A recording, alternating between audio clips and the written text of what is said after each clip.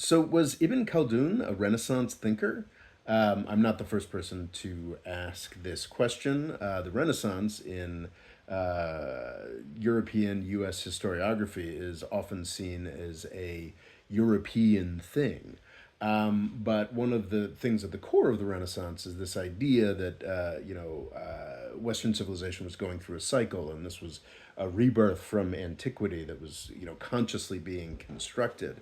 At the same time, Ibn Khaldun, a North African Muslim thinker, was talking about historical cycles using a lot of the same sources that these Renaissance thinkers were using.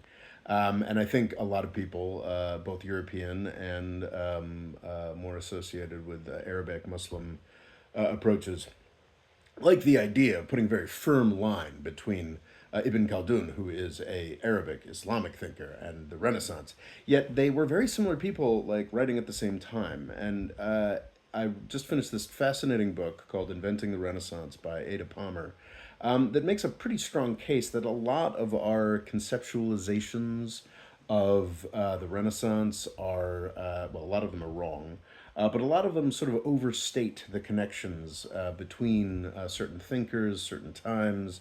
What really does Shakespeare have to do with Petrarch, and do they have more to do with each other than Machiavelli might have to do with Ibn Khaldun? I don't, it's a hard case to make.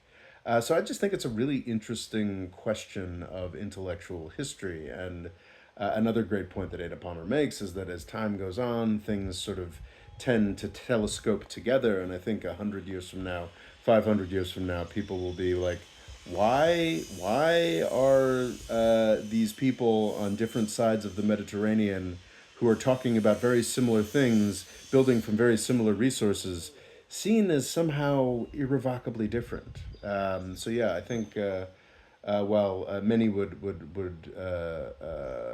sort of be bothered by the idea that Ibn Khaldun is a Renaissance thinker today, I think the answer will eventually be yes.